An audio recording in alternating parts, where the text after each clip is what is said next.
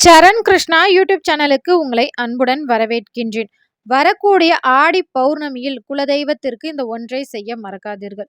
முதல்ல ஆடி பௌர்ணமி எப்ப வருகின்றது அப்படின்னு பார்த்தீங்கன்னா, 29/7/2026 புதன்கிழமை ஆடி பௌர்ணமி இருக்கின்றது. பௌர்ணமி திதி சரியாக எப்போது பிறக்கின்றது அப்படின்னு பார்த்தீங்கன்னா, 28/7/2026 செவ்வாய்க்கிழமை இரவு 7:33 மறுநாள் 29/7/2026 புதன்கிழமை இரவு 8:58 வரைக்கும் நமக்கு பௌர்ணமி திதி இருக்கின்றது. இந்த ஆடி பௌர்ணமியின் ஒரு சிறப்பு என்ன அப்படின்னு பார்த்தீங்கன்னா, 2 நட்சத்திரங்கள்ல நமக்கு பௌர்ணமி திதி இருக்கின்றது. பௌர்ணமி துவங்குவது உத்திராடம் நட்சத்திரத்திலும் முடியும் முக்கியமான நேரம் திருவோண நட்சத்திரத்திலும் இருக்கின்றது. திருவோண நட்சத்திரம் உத்திராட நட்சத்திரத்துல வந்தா அப்படி என்னங்க சிறப்பு இருக்கு அப்படின்னு கேட்டீங்கன்னா, உத்திராடம் நட்சத்திரம் அப்படிங்கிறது சிவபெருமானுக்கு உரிய நட்சத்திரம். திருவோணம் நட்சத்திரம் அப்படிங்கிறது மகாவிஷ்ணுவின் அவதார நட்சத்திரம்.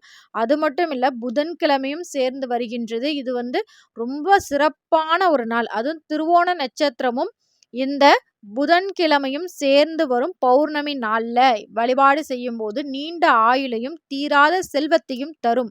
அது மட்டும் இல்ல, இந்த நாள்ல நம்ம வீட்டுல விளக்கேற்றி வழிபாடு செய்யும் போது 10 மடங்கு பலன் அதிகமாக கிடைக்கும். அது மட்டும் இல்ல, ஆயுஷ்மான் யோகமும் இந்த நாள்ல இருக்கின்றது. இது குரு பூர்ணிமாவாகவும் வருகின்றது. அது என்னங்க குரு பூர்ணிமா அப்படின்னு கேட்டீங்கன்னா, ஆடி பௌர்ணமியை குரு பூர்ணிமா அப்படின்னு அழைப்போம். அது என்ன அப்படின்னு பாத்தீங்கன்னா, ஒவ்வொரு குழந்தைகளும் வீட்டில் உள்ள சின்னவங்க பெரியவங்கள்ட்ட ஆசீர்வாதம் வாங்கி பெரியோர்களின் ஆசீர்வாதத்தை பெறக்கூடிய அனைத்து குழந்தைகளின் வாழ்க்கை ரொம்பவே சிறப்பாக இருக்கும். அதுவே இந்த குரு பூர்ணிமாவின் சிறப்பு. மேலும் இந்த ஆடி பௌர்ணமியில் இன்னொரு சிறப்பு இருக்கின்றது. அது என்ன அப்படின்னு பார்த்தீங்கன்னா, சூரியன் தனது சொந்த வீடான கடக ராசியிலும் சந்திரன் சனியின் வீடான மகர ராசியிலும் நேருக்கு நேர் 180 டிகிரியில் சமசப்தர்மத்தை பார்க்கிறார்கள். சனி வீட்டின் சந்திரன் அமர்ந்து விஷ்ணுவின் நட்சத்திரம் இருக்கும்போது அது மகா குபேர ஆகர்ஷண யோகத்தை உருவாக்குகின்றது. இந்த ஆடி பௌர்ணமியில உங்களால குலதெய்வ கோவிலுக்கு செல்ல முடிந்தால் தாராளமாக செல்லலாம். செல்ல முடியாதவர்கள் வீட்டில் இந்த முறையில் வழிபாடு செய்யுங்கள். முதல்ல என்ன செய்யணும் அப்படின்னு பார்த்தீங்கன்னா, ஆடி பௌர்ணமி புதன்கிழமை வருது. நாள் செவ்வாய்க்கிழமை வருது. செவ்வாய்க்கிழமையும் நம்ம வீடை சுத்தம் பண்ணுவதை தவிர்க்க வேண்டும். திங்கட்கிழமையே நீங்க உங்க வீட்டை முழுமையாக சுத்தம் பண்ணிருங்க. சுத்தம் பண்ணிட்டு உங்க பூஜை அறை அனைத்தையும் சுத்தம் பண்ணிருங்க. சுத்தம் பண்ணிட்டு செவ்வாய்க்கிழமை எப்போதும் போல உங்க வழிபாடை நிறைவு செய்து கொள்ளுங்க. புதன்கிழமை காலை நேரத்திலும் நீங்க குலதெய்வ வழிபாடை செய்யலாம். அல்லது மாலை நேரத்துல புதன்கிழமை இரவு 8:58 வரைக்குமே நமக்கு பௌர்ணமி திதி இருக்கின்றது. அதற்கு முன்னதாக ஒரு 6 மணிலேருந்து 7:30 மணிக்குள்ள நம்ம தாராளமாக நம்ம குலதெய்வ வழிபாடை செய்யலாம். என்ன செய்யணும் அப்படின்னு பார்த்தீங்கன்னா, குலதெய்வத்திற்கு ரொம்பவே பிடித்த சர்க்கரை பொங்கல் செய்ய வேண்டும். அன்றைய தினத்தில் மறக்காமல் ஏற்ற வேண்டிய ஒரு தீபம் என்ன அப்படின்னு பார்த்தீங்கன்னா, உப்பு தீபம். என்னங்க குலதெய்வத்திற்கு உப்பு தீபம் ஏற்றலாமா அப்படின்னு கேட்டிங்கன்னா, கண்டிப்பாக இந்த ஆடி பௌர்ணமியில் ஏற்றலாம். அது ஏன் அப்படின்னு பார்த்தீங்கன்னா, இந்த ஆடி பௌர்ணமி மாலை நேரத்தில் நமக்கு திருவோணம் நட்சத்திரம் வருகின்றது. புதன்கிழமை திருவோண நட்சத்திரம் அப்படிங்கிறது பெருமாள் அவதரித்த நட்சத்திரம். இந்த நேரத்தில் மகாலட்சுமி தாயாருக்கு உகந்த நம்ம உப்பு தீபம், ஒரு தட்டில் உப்பு கொட்டி அதன் மேலே ஒரு மண் விளக்கு வச்சு அந்த மண் விளக்கில் சரிசமமாக நெய் அல்லது இழுப்பெண்ணெய் 2யும் ஊற்றி அதற்கு தாமரை தண்டுத்திரி அல்லது வெள்ளை நிற பஞ்சுத்திரி போட்டு தீபம் ஏற்றும்போது குலதெய்வ அருளும் மற்றும் லக்ஷ்மி தாயாரின் அனுகிரகமும் நமக்கு நிறைவாக இருக்கும். இதன் மூலம் நம்ம குடும்பத்தில் வறுமை அப்படிங்கிறது இருக்கவே இருக்காது. ஒரு சிலர் இது ஆடி மாதம் பக்கத்தில் கோவிலில் விசேஷம் நடக்குது, குத்துவிளக்கு பூஜையெல்லாம் நடக்குது, நாங்கள் அங்கே போகலான் இருக்கோம், நாங்கள் எப்போங்க சாமி கும்பிட்றது? நீங்கள் தாராளமாக பகல் நேரத்தில் நீங்கள் கும்பிடலாம். அப்போது உங்களுக்கு உத்திராட நட்சத்திரமும் சித்த யோகமும் இருக்கும். மாலை நேரத்தில் 6 மணிக்கு மேலே வழிபாடு செய்கிறவங்களுக்கு அமிர்த யோகமும் திருவோணம் நட்சத்திரமும் இருக்கும். இப்போ காலைல உத்திராட நட்சத்திரம் இருக்க, இப்போ நாங்கள் உப்பு தீபம் ஏற்றலாமா அப்படின்னு கேட்டிங்கன்னா, கண்டிப்பாக வேண்டாம் தான் நான் சொல்லுவேன். உத்திராடம் அப்படிங்கிறது சிவபெருமானுக்கு உரிய நட்சத்திரமாகும். இந்த நேரத்தில் நம்ம குலதெய்வத்திற்கு பொங்கல் படையல் வைத்து நம்ம தீப தூப ஆராதனை காமிச்சு, கண்டிப்பாக நம்ம சேனலை தொடர்ந்து பார்க்குறவங்களுக்கு தெரியும், உங்கள் குலதெய்வ படம் இருந்தால் படத்தை நல்லா அலங்காரம் பண்ணணும். அப்படி இல்லைன்னா கலசம் வச்சு வழிபாடு செய்யலாம். அப்படியும் இல்லைன்னா நிறை சொம்பு நீர் வைத்து அதை உங்க குலதெய்வமாக பாவித்து நீங்க தாராளமா வழிபாடு செய்யலாம். குலதெய்வத்தின் நாமங்களை, உங்க குலதெய்வத்தின் பெயரை 108 முறை உச்சரிக்க வேண்டும். குலதெய்வத்திற்கு நாணயங்களால் அர்ச்சனை செய்யலாம், பூக்களால் அர்ச்சனை செய்யலாம்.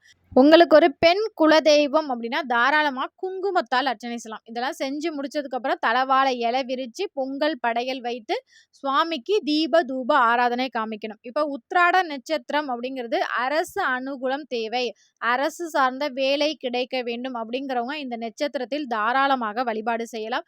இந்த நேரத்தில் உப்பு தீபத்திற்கு பதிலாக என்ன தீபம் ஏத்தலாம் அப்படின்னு பாத்தீங்கன்னா நல்லெண்ணெயில தீபம் ஏத்தலாம்.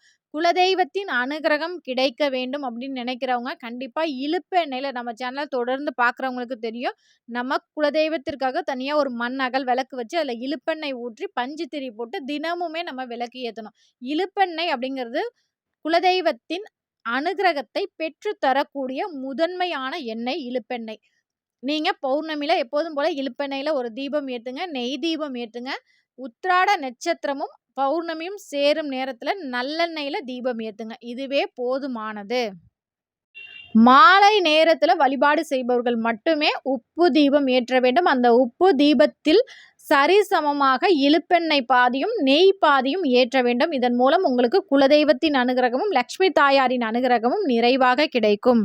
இப்போ ஒரு சிலர் கேட்கலாம், எங்களால் 2 நட்சத்திரங்கள்லையும் வழிபாடு செய்ய முடியும், நாங்கள் செய்யலாமா? பௌர்ணமி அன்னைக்கு காலையிலையும் குலதெய்வத்தை வழிபாடு செய்யலாம், மாலையிலையும் வழிபாடு செய்யலாமா அப்படின்னு கேட்டிங்கன்னா தாராளமாக செய்யலாம். ஆனால் காலை நேரத்தில் 2 நேரமும் வழிபாடு செய்ய நினைப்பவர்கள் காலை நேரத்தில் எளிமையாக வழிபாடு செய்யுங்கள். ஏன்னா பௌர்ணமி அப்படிங்கிறது மாலை நேரத்தில் சந்திரனின் ஒளி அதிகமாக இருக்கும்போது நம்ம வழிபாடு செய்யும்போது அதற்கான பலன்கள் அதிகமாக கிடைக்கும்.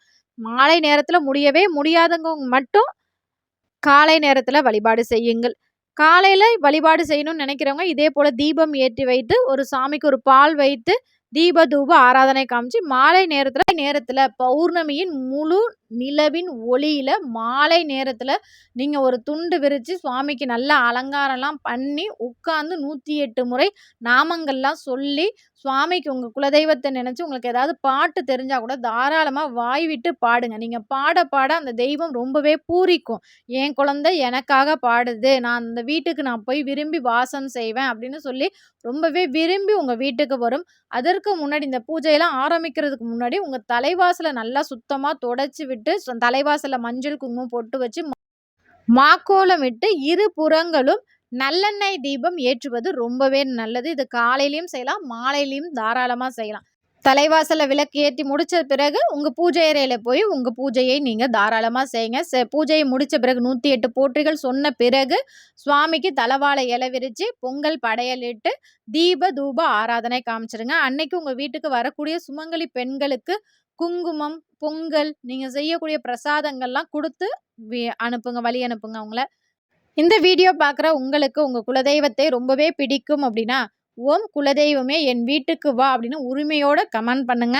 இந்த வீடியோ உங்களுக்கு பயனுள்ளதாக இருக்கும் என்ற நம்பிக்கையில் மற்றொரு வீடியோவில் சந்திக்கிறேன். இந்த வீடியோ உங்களுக்கு பிடிச்சிருந்தா லைக் பண்ணுங்க, ஷேர் பண்ணுங்க, மறக்காம சப்ஸ்கிரைப் பண்ணுங்க. இது உங்கள் சரண் கிருஷ்ணா யூடியூப் சேனல். நன்றி, வணக்கம்.